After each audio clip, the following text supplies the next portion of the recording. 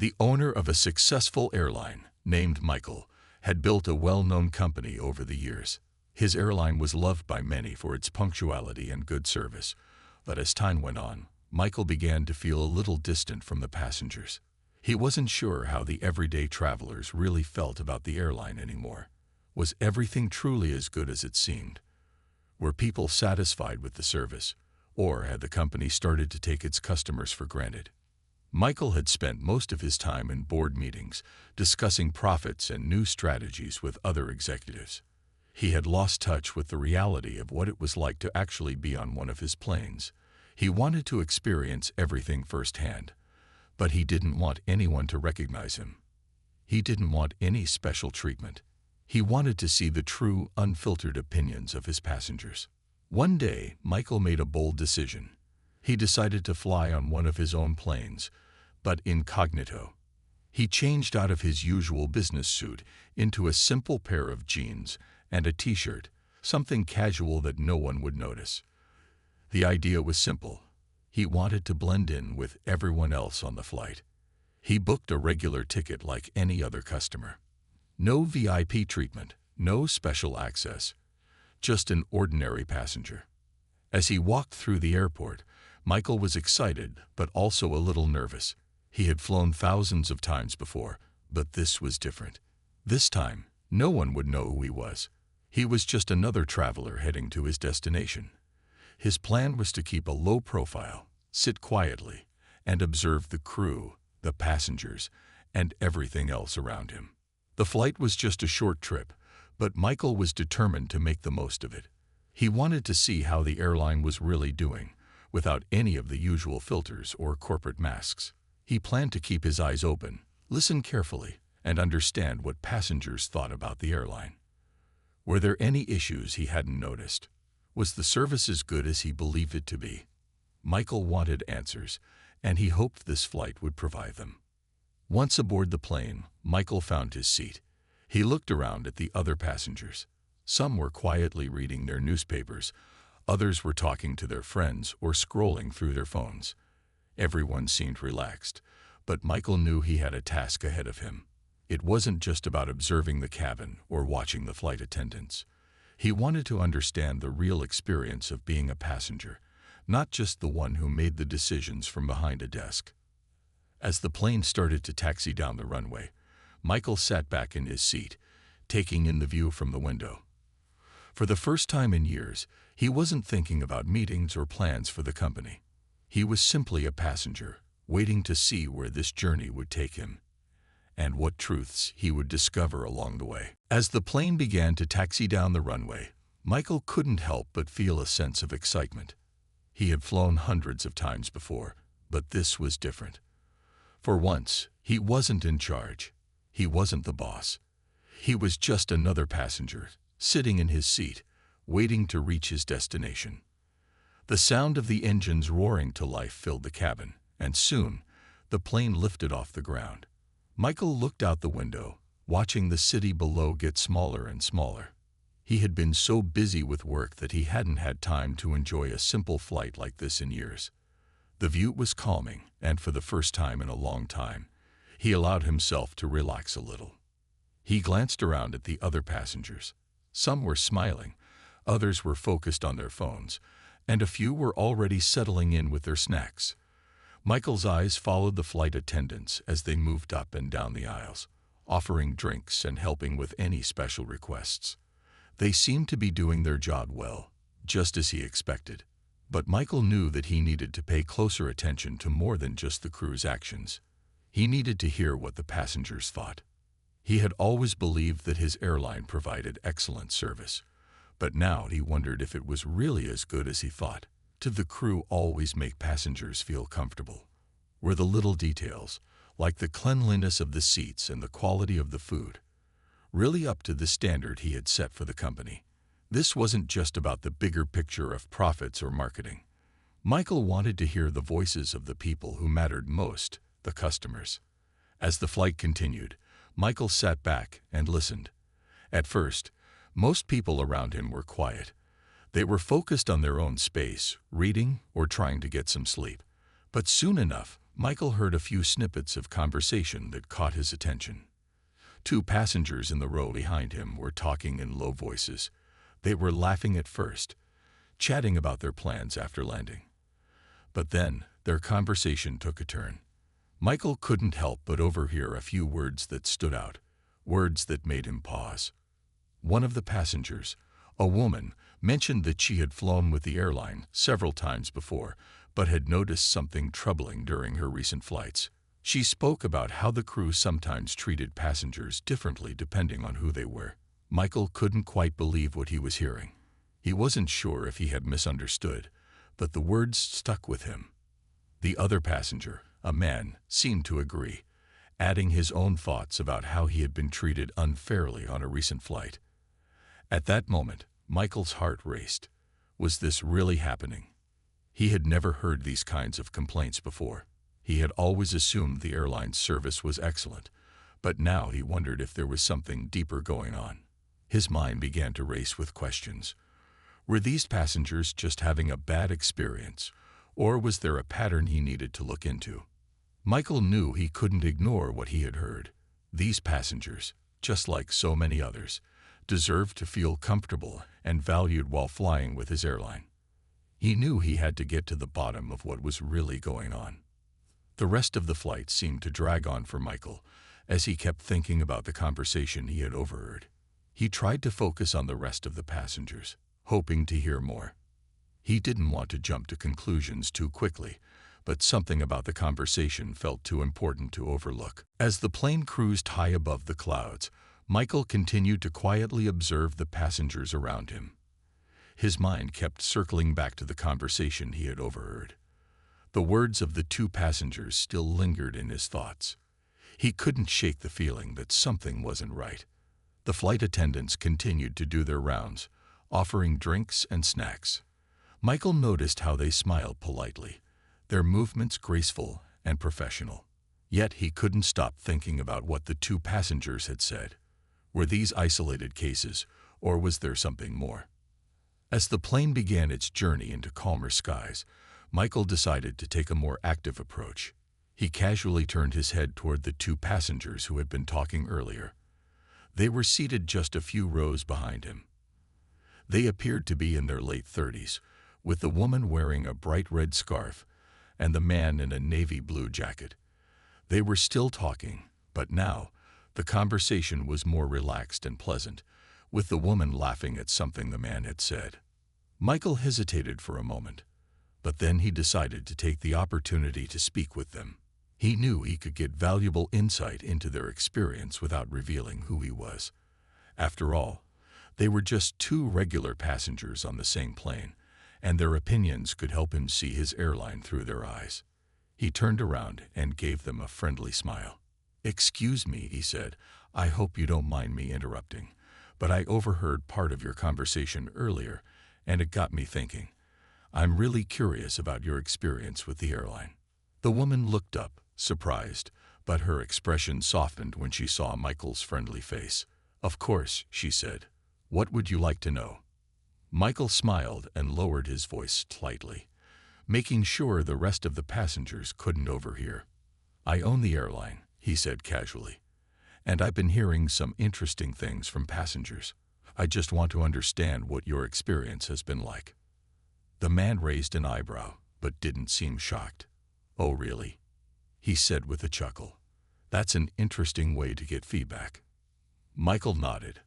"I know it might sound strange, but I want to get honest opinions. No filters, no corporate talk, just real thoughts." The woman smiled and then began speaking, sharing her thoughts. "Well, to be honest, I've flown with your airline many times, and overall, I like it.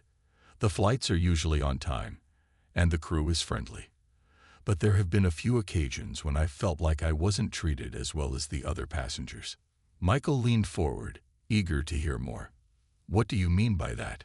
he asked. She paused for a moment, carefully considering her words.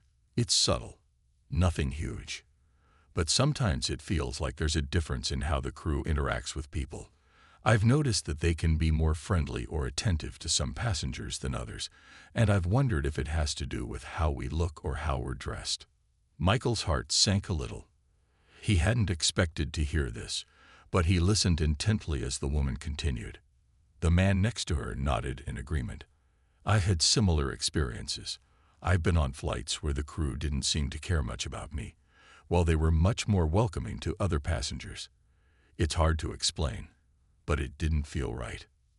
Michael felt a lump form in his throat. He had never considered that this kind of treatment might be happening under his watch. He always prided himself on the quality of service his airline offered, but hearing it from these passengers made him realize how much more there was to learn. As the flight continued, Michael stayed engaged in the conversation, asking more questions, listening intently, and feeling more and more determined to understand what he could do to fix these issues. It was clear that he couldn't ignore what he had learned. Something needed to change, and it had to start with him. As the conversation continued, Michael couldn't help but feel a deep sense of discomfort. He had never imagined that his airline, the one he had worked so hard to build, might be responsible for such negative experiences. The passengers' words echoed in his mind, and he found himself struggling to process what they were telling him. He had thought that everything was running smoothly, but now he realized there might be problems he had never considered. The woman, whose name was Sarah, was still speaking. She explained how, on some flights, she felt invisible, as if the flight attendants didn't pay much attention to her. "I've traveled for work, so I've been on many flights," she said. "And I've noticed that the staff can be warmer to other passengers, especially those who are dressed more professionally. It's as if they think people like me don't matter as much." Michael listened closely, his mind racing with thoughts. Was this really happening on his airline? He had always prided himself on the idea that every passenger should feel valued, no matter their background or appearance. But Sarah's words made him question whether his vision had been fully realized. Next to her, the man, whose name turned out to be James, jumped into the conversation. "It's not just about the way people are treated," he said, his tone thoughtful. "It's also about the little things, like the way we're asked to move our bags or the way we're spoken to. Sometimes it feels like we're being given the minimum attention, while others get all the care and extra effort." Michael's heart sank further. He had never thought that the way passengers were spoken to could make such a difference. He had always assumed that his staff treated everyone equally. But now, hearing it from James, he realized that these small, everyday interactions could have a huge impact on a person's experience. "I've had a few instances," James continued, "where the staff assumed I wasn't paying attention or didn't care about what was going on.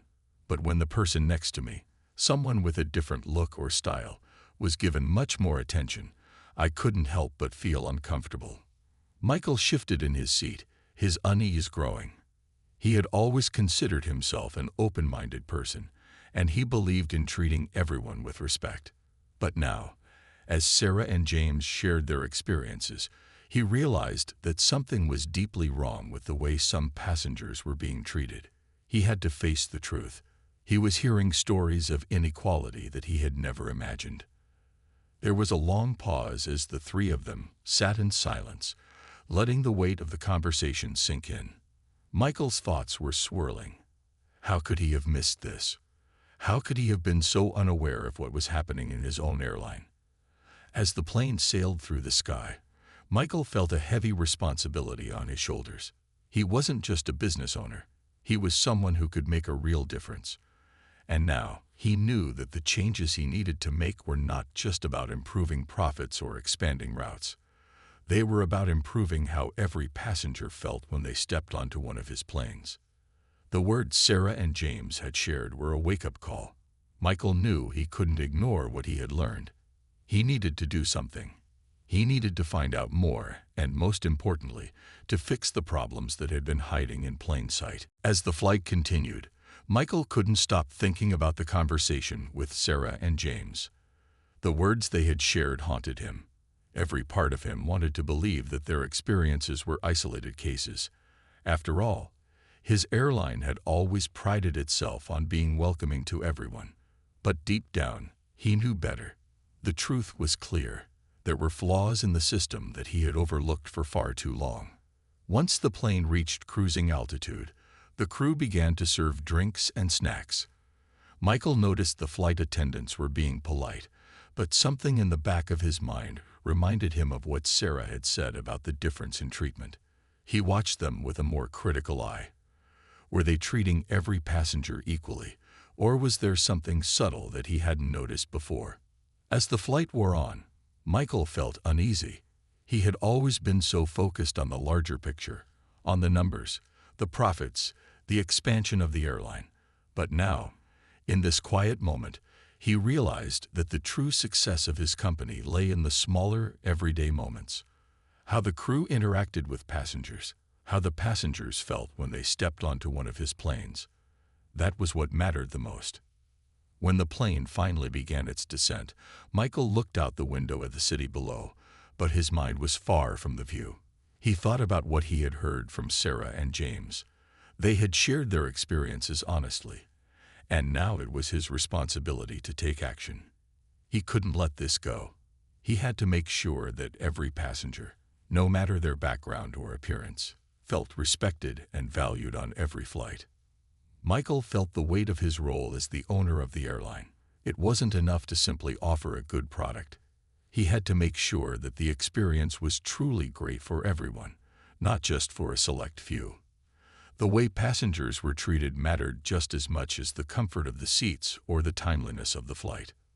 Once the plane landed and the passengers started to exit, Michael stayed in his seat for a moment, allowing the crowds to thin out.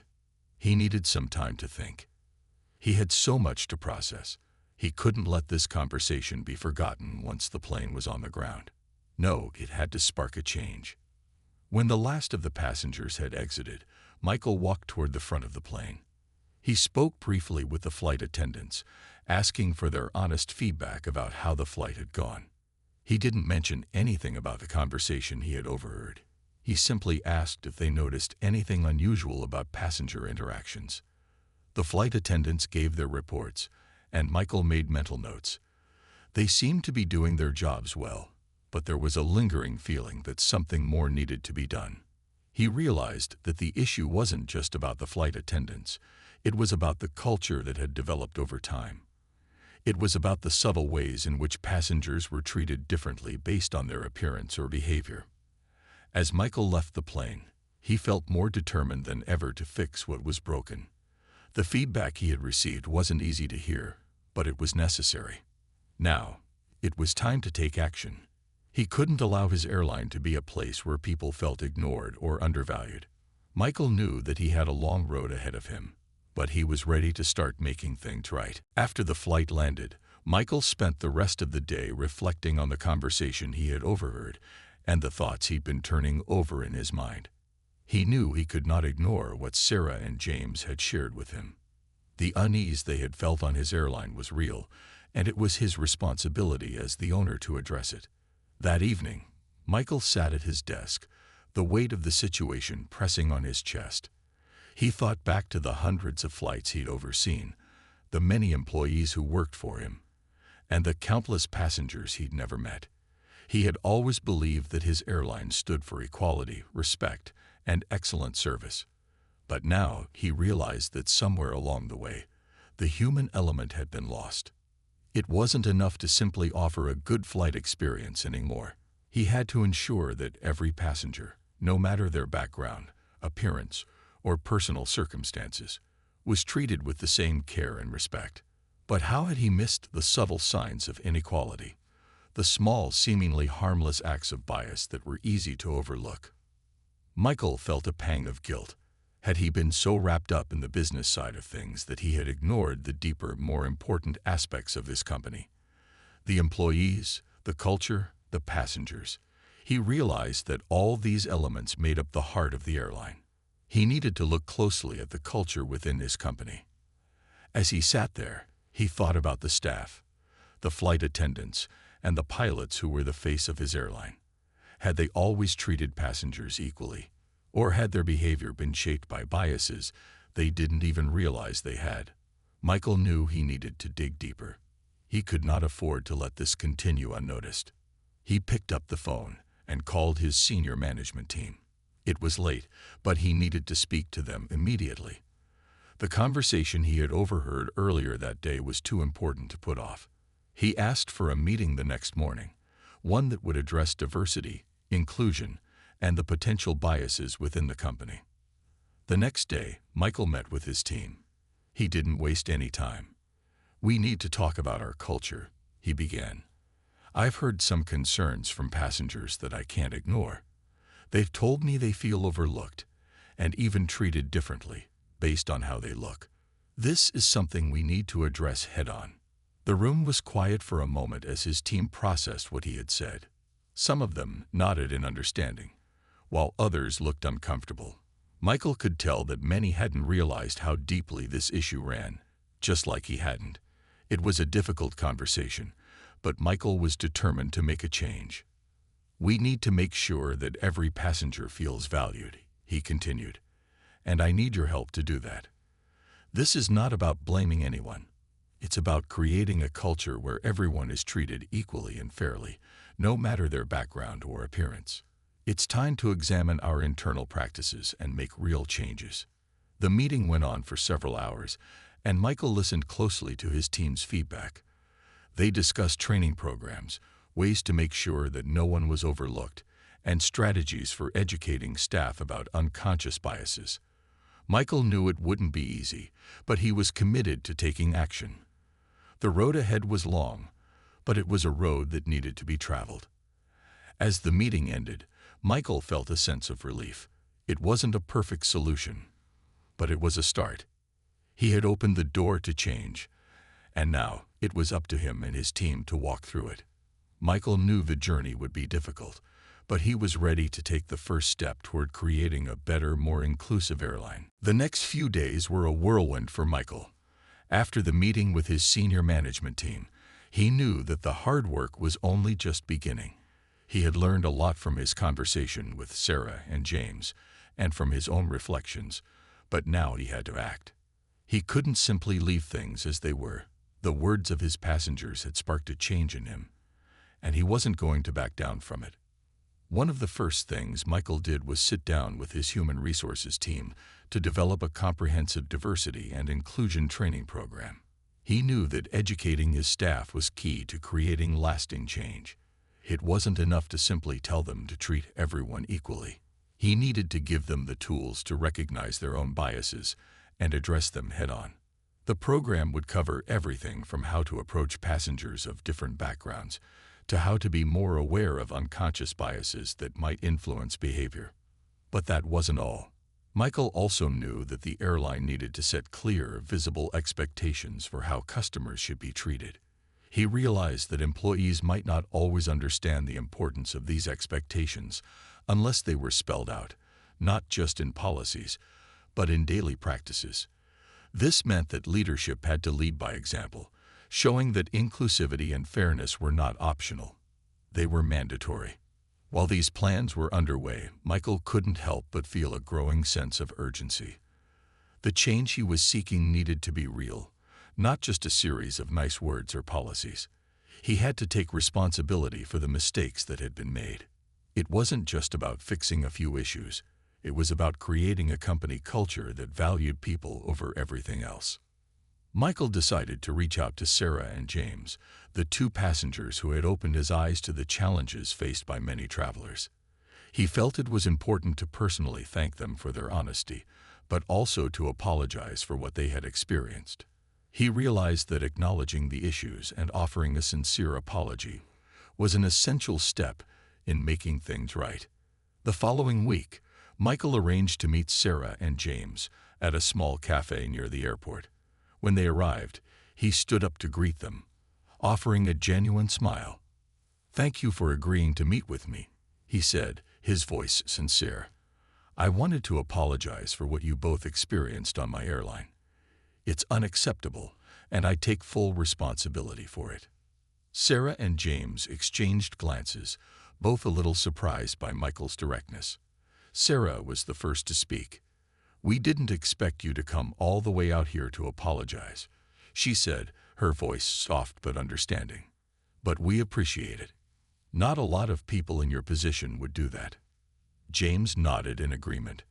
"It's not about pointing fingers. It's about making sure it doesn't happen again. We're glad to see you're taking this seriously." Michael listened carefully as they spoke. The conversation wasn't easy, but it felt necessary. He was grateful for their willingness to meet with him, and their words helped him to understand just how important it was to continue pushing for real change.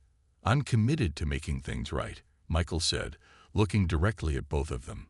"I've already started working on changes, but I wanted you to know that I'm listening, and I won't stop until every passenger is treated with the respect they deserve." Before they parted ways, Sarah and James both smiled. "We're glad to hear that," Sarah said, "and we believe you. It's just going to take time." As Michael walked away from the cafe, he felt a sense of relief. He hadn't just apologized. He had taken a step toward accountability. Now he had to ensure that his actions matched his words. The road ahead was long, but he knew it was worth it. He was ready to do whatever it took to make his airline a place where every passenger felt valued. With the apology behind him, Michael knew that words alone would not be enough to bring about the change his airline needed. He had taken the first step by listening to Sarah and James, but now it was time for action. The real challenge lay in transforming his company's culture, making it one where every passenger felt equally valued and respected. Over the next few weeks, Michael worked tirelessly with his team to put their plans into motion. The diversity and inclusion training program was just the beginning. He made sure that it wasn't just a one-time event, but an ongoing process. Every employee, from the flight attendants to the ground crew, was required to attend.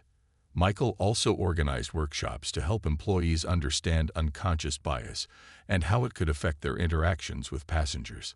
But Michael knew that education was only one piece of the puzzle. He wanted to ensure that inclusivity became ingrained in the airline's daily practices. He began to meet with department heads to review existing policies and procedures. Were they truly inclusive? Did they offer equal opportunities for every passenger, no matter their background? Every process, from boarding to baggage handling, was examined carefully. As Michael dug deeper into the company's operations, he started making small but impactful changes. He introduced more diverse training materials, hired consultants to evaluate the effectiveness of the new initiatives, and even set up a hotline where passengers could report any form of mistreatment. He was determined to create an environment where passengers felt comfortable sharing their experiences, knowing their concerns would be taken seriously. One of the biggest changes Michael made was in the way employees were evaluated. Instead of just looking at sales figures or customer satisfaction scores, he added a new category: empathy and inclusivity. Staff members were now expected to show kindness, patience, and respect to all passengers, no matter their background or appearance. This new evaluation system became a key part of the airline's performance reviews. Though the changes were significant, Michael knew that true transformation would take time. He began to receive positive feedback from passengers who had experienced the difference firsthand. They noticed the small changes: the flight attendants who took extra time to chat with everyone, the staff who went out of their way to make sure every passenger felt comfortable. The improvements didn't go unnoticed, but Michael also knew that the work wasn't over. Several months later, Michael decided to personally visit a few of the airline's busiest routes. He wanted to see the changes in action, not just hear about them. He boarded flights in different parts of the country, making sure to speak with passengers and crew members along the way. On one of his flights, he was able to sit down with a family who had been frequent flyers for years. They told him that they had noticed a real difference in how they were treated, especially in terms of the attention to detail and the warmth of the staff. "I can feel it," one of the passengers said. "The crew seems more engaged. It feels like they're paying attention to everyone, not just the people who stand out." That comment meant the world to Michael. It was the proof he needed that the changes were working. But even so, he knew there was still much more to be done. The journey to full inclusivity was ongoing, and he was committed to seeing it through. As Michael continued to visit different flights and listen to passengers, he felt a deep sense of pride. He had faced difficult truths about his company, but he had also taken bold steps to change it for the better. Michael realized that true leadership wasn't just about overseeing a successful business. It was about ensuring that everyone who interacted with that business felt respected and valued. And for him, that was the most important success of all. Months passed, and the changes Michael had worked so hard to implement began to take root. The airline was starting to feel different, not just to him, but to the passengers and the staff. The feedback he was receiving was overwhelmingly positive, and it felt like a breath of fresh air. Michael knew that the journey hadn't been easy, but seeing the results of his efforts made it all worthwhile. One afternoon, Michael walked through the headquarters, feeling proud of how far the airline had come. The atmosphere felt lighter, more open, and everyone seemed to be working together toward a common goal. The diversity and inclusion initiatives were no longer just policies written on paper. They were part of the everyday culture of the airline. Flight attendants, ground crew, and pilots alike seemed more engaged with passengers. They were taking the time to interact with everyone, making sure every passenger felt comfortable and respected. Michael noticed that conversations among staff members had changed too. There was a growing sense of unity, where everyone, regardless of their role, understood the importance of empathy in customer service. In one meeting, Michael spoke with his leadership team about the progress they had made. "I've heard from passengers who have noticed the difference," he said. "They told me that they feel more welcomed and valued. That's exactly what we wanted to achieve." His team nodded in agreement, and Michael could see the pride in their eyes. They knew that the hard work had paid off, and they were committed to maintaining the new standards. As the airline continued to improve, Michael began to realize that this wasn't just about making his company better. It was about something bigger, creating a culture of kindness and respect that could set an example for others in the industry. He had learned that true leadership was about listening, growing, and being willing to change when needed. His focus had shifted from just running a profitable business to running a business that genuinely cared about the people it served. One day, as Michael boarded yet another flight, he couldn't help but feel a sense of satisfaction. He wasn't incognito this time. He was there as the owner, proudly showing up with his team. The flight attendants greeted him with warm smiles, and passengers looked at him with curiosity. This time, however, Michael didn't feel the need to hide. He knew that the airline was on the right path. The flight was uneventful, but as he sat back and watched the crew interact with passengers, Michael realized how much the airline had grown. It wasn't perfect, but it was better, and he knew it was moving in the right direction. The experience of hearing the stories from Sarah and James had opened his eyes in ways he couldn't have imagined. It had pushed him to make changes that he might have avoided in the past. By the time the plane landed, Michael felt a deep sense of accomplishment. The changes had begun to take hold, and he was proud of what the airline had become. It was no longer just a business. It was a place where every passenger could feel seen, heard, and respected. Michael knew there was still work to be done, but for the first time, he truly believed that the airline was on its way to becoming the best version of itself. As he stepped off the plane and looked out over the runway, Michael smiled. This was just the beginning. There would always be room for improvement, but he had the confidence to know that his airline was now a place where everyone mattered.